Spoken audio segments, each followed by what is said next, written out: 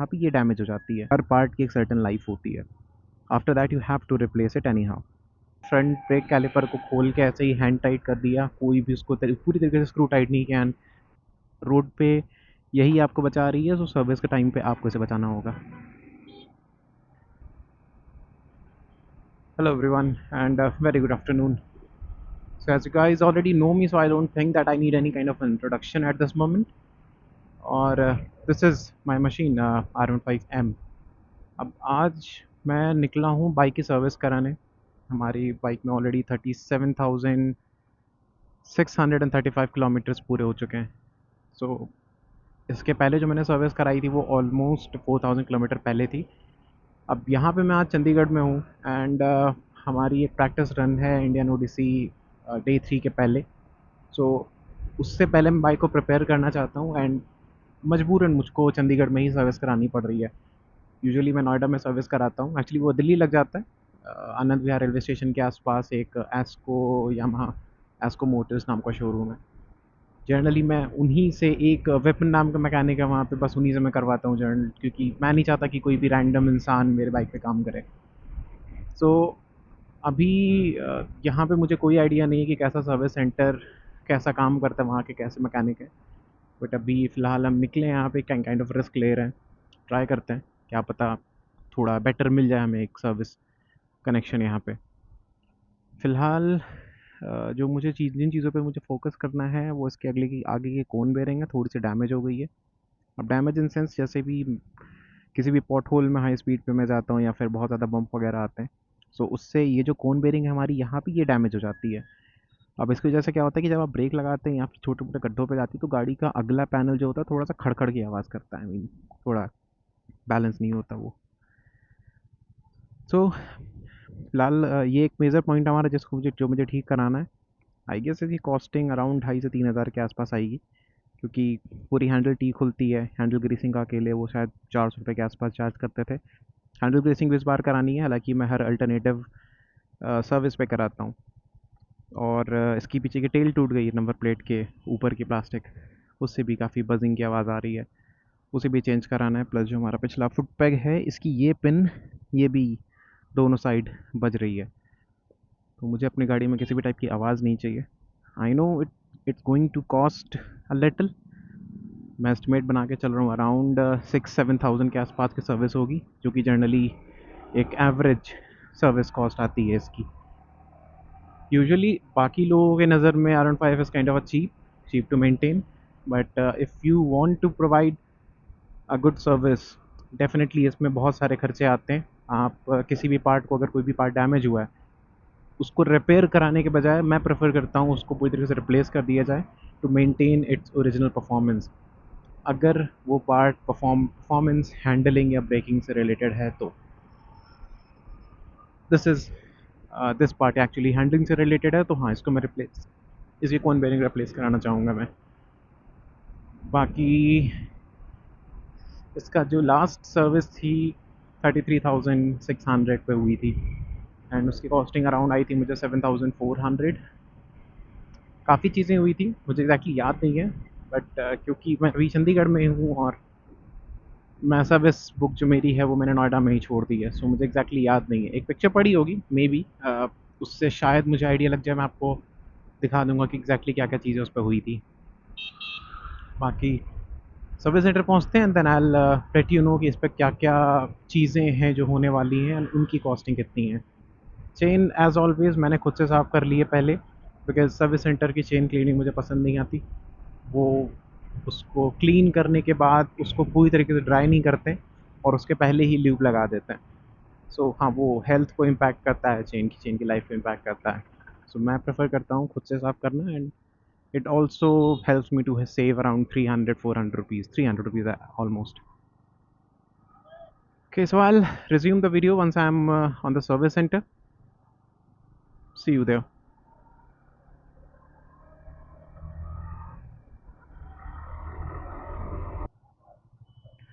वैसे अब इस सर्विस की डिटेल अगर मैं बता ही रहा हूँ, सो कुछ चीज़ें और ऐड करना चाहूँगा मैं। जैसे कि इस बाइक में जितने भी पार्ट्स हैं वो एक टाइम के बाद डिप्लीट होते रहते हैं, एक टाइम के बाद डिग्रेड हो जाते हैं। जनरली ऐसा सारी मशीन के साथ होता है, इवन अगर आपके पास स्प्लेंडर प्लस या फिर कोई छोटी सी की बाइक है वो भी होता है। एक हर पार्ट की एक सर्टन लाइफ होती है। After that you have to replace it anyhow. अब इसके कुछ मेजर पार्ट हैं जो जनरली रिप्लेस होते हैं, जैसे कि सबसे पहली चीज़ मैं पॉइंट आउट करना चाहूँगा इसकी जो चेन स्पॉकेट है, वो 17,000 पे मैंने इसको 2 बार रिप्लेस कराया है। First 17,000 and then 34,000। सो इसकी जो लाइफ है चेन पॉकेट की वो उतनी ही है 17,000, मैक्सिमम चल गई तो 18,000 अगर आप उसको अननेसेसरीली पुल कर रहे हैं तो। बट अगर आप उसको क्लीन करें एंड मेंटेन करें, it will remain same. Same goes with the rear brake pads, वो भी 17,000 किलोमीटर्स ही चलते हैं। मैंने अभी तक चेन पॉकेट के साथ साथ उसको भी रिप्लेस कराया है along with the spark plug. Although जितना मैंने सुना है इस बाइक में रेडियम स्पार्क प्लग आता है, इसीलिए इसकी शायद कॉस्टिंग थोड़ी ज़्यादा है, क्योंकि जो भी चीज़ें इसमें हैं वो ऑलरेडी क्वालिटी पार्ट्स हैं, ऑलरेडी परफॉर्मेंस पार्ट्स लगे हुए हैं। बट मैं उसको भी रिप्लेस कराता हूँ। अब मुझे एग्जैक्टली याद नहीं हो कितने का आता है, आई गेस 400-500 ऐसे ही कुछ का आता है। बट मैं जनरली रिप्लेस करा देता हूँ। I install a new one to avoid any kind of performance issues. This is my way of showing gratitude to this machine, because this has been with me from last 2 years, 2 years 1 month something. And yes, I would like to take care of this as any way possible. So अगर थोड़े बहुत पैसे spend करके इसको मैं काफ़ी अच्छी condition में मेंटेन कर पा रहा हूँ, I don't have to think much about it. So ये जो सर्विस सेंटर है, as I mentioned earlier, I have no idea how it is. और यहाँ का जो सर्विस एक्सपीरियंस है इनके मैकेनिक्स का वो कैसा है। ऑल्दो सर्विस मैं अपने आंखों के सामने ही कराता हूँ, हर चीज़ को मैं पूरी तरीके से जज करता रहता हूँ कि वो क्या इंस्टॉल कर रहे हैं और जो पुराना पार्ट निकला है उससे मैच करता है या नहीं करता। Please take care of this. ये चीज़ मेरे साथ पहले भी हो चुकी है। मैंने मजबूरी में 2 बार लखनऊ में सर्विस कराई है। एक लखनऊ ऑटोमोटिव्स, जो कि जगरानी हॉस्पिटल के आसपास है, वहाँ मैंने कराई थी अपनी 9,000 वाली सर्विस। डेफ़िनेटली मेरा बहुत बेकार एक्सपीरियंस रहा है। उन्होंने अगले फ्रंट ब्रेक कैलिपर को खोल के ऐसे ही हैंड टाइट कर दिया, कोई भी उसको पूरी तरीके से स्क्रू टाइट नहीं किया। And brakes, front brakes definitely आप समझ सकते हैं, could be a life threat, actually it's a life threatening error. और सेकंड जो मैंने कराया था वो स्टार यामाहा हर्षदगंज से कराया था। ऑल्दो उनका सर्विस अच्छा था, I did like the environment और जिस तरीके से उन्होंने मेरी बाइक को मेंटेन रखा था। बट उन्होंने भी एक गलती करी थी स्पार्क प्लग वाली, कि जो स्पार्क प्लग निकला और जो स्पार्क प्लग लगा रहे थे वो लगा रहे थे वर्जन 2 का। वर्जन 4 और वर्जन 2, इंजन अलग है, स्पार्क प्लग अलग है, दोनों का साइज़ भी अलग है। But they were about to install the new spark plug, जो कि गलत था। फिर मैंने दोनों को ऐसे ही, मेरा मन किया, मैंने उठा के दोनों को ऐसे कंपेयर किया।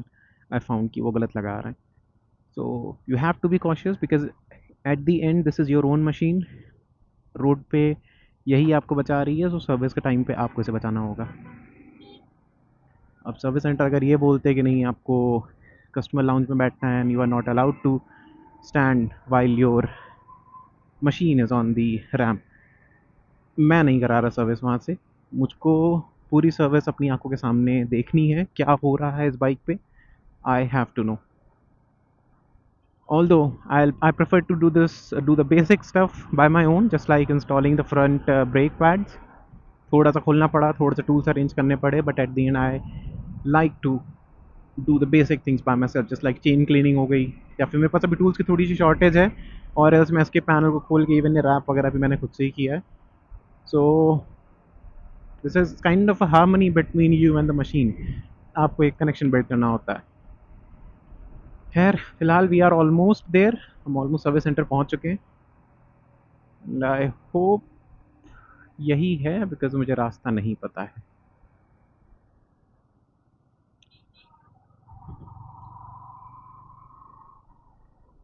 I think so.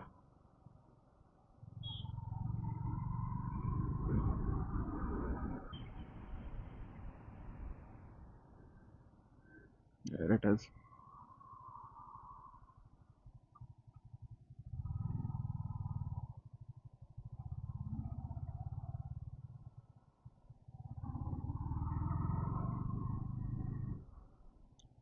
चलिए मैं आपको सर्विस बुक बनने के बाद दिखाता हूँ। ओके, सो आज यहाँ पे सर्विस नहीं हो पाई है। इनके पास ऑलरेडी बहुत ज़्यादा रश था, गाड़ियाँ काफ़ी ज़्यादा थी, तो इन्होंने पहले ही मना कर दिया कि आज पॉसिबल नहीं है होना। गाड़ी छोड़ने के लिए उन्होंने बोला कि कल आकर ले लीजिएगा, बट मैं गाड़ी नहीं छोड़ रहा। सो अभी मैंने पंचकुला में एक सर्विस सेंटर पे कॉल करके पूछा है, उनके पास स्लॉट अवेलेबल है। सो हम फ़िलहाल वहीं जा रहे हैं। वैसे 1 से डेढ़ उनका लंच होता है, सो शायद मैं पहले फ्लैट पे जाऊँगा, थोड़ी देर बाद निकलूँगा वहाँ से, क्योंकि अननेसेसरीली वहाँ जाके वेट करना सही नहीं है। सो फ़िलहाल मैं वापस से घर जा रहा हूँ, फिर दोबारा से वापस से मैं पंचकुला के सर्विस सेंटर जाऊँगा एंड देन देखते हैं क्या होता है।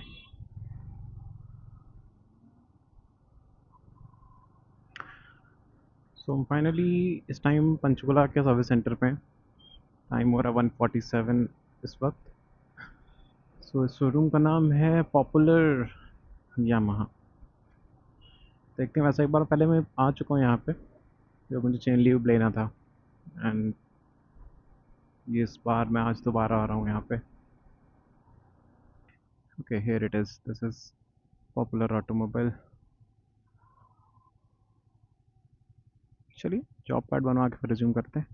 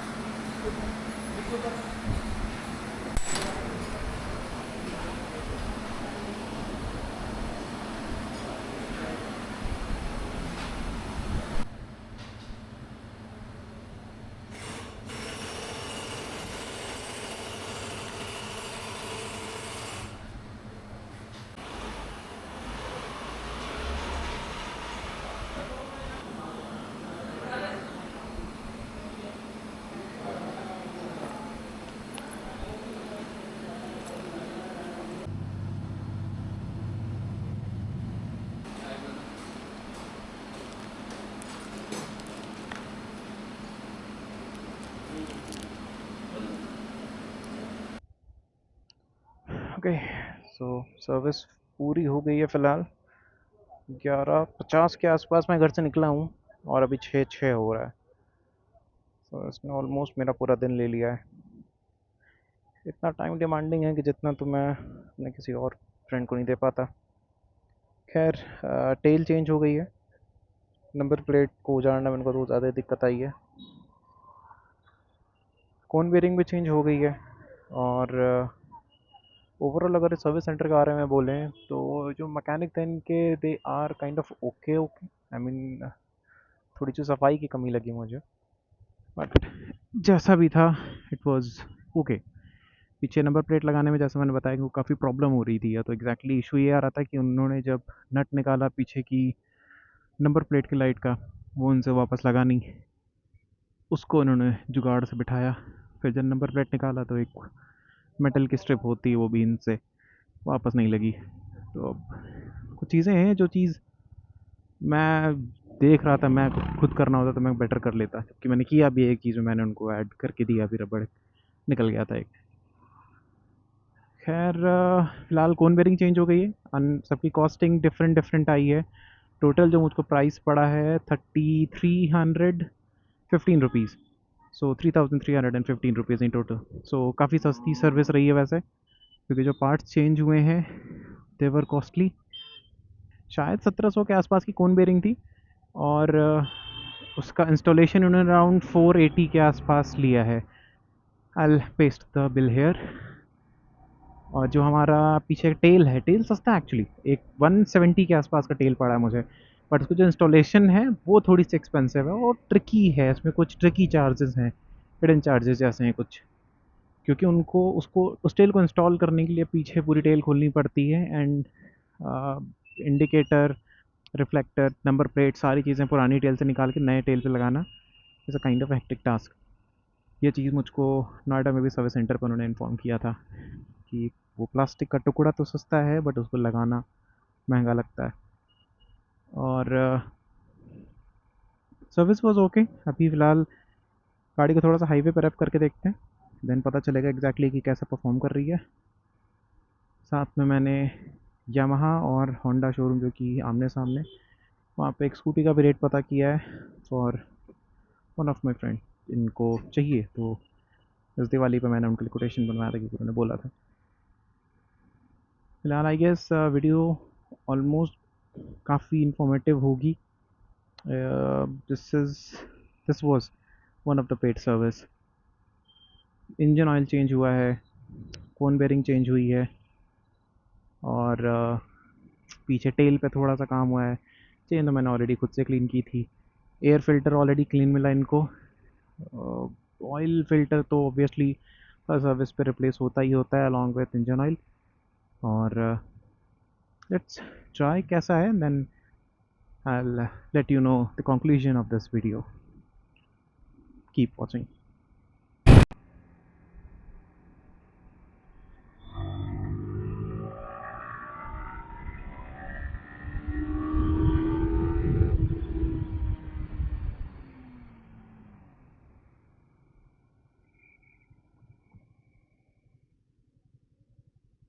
एक अच्छी बात देखी मुझे कि जो वाइब्रेशन है, एक बजिंग साउंड आती थी, वो सिग्निफिकेंटली रिड्यूस हो चुकी है। आई गेस वो जो टेल टूटी हुई थी, मोस्टली उसी वजह से आवाज़ आ रही थी।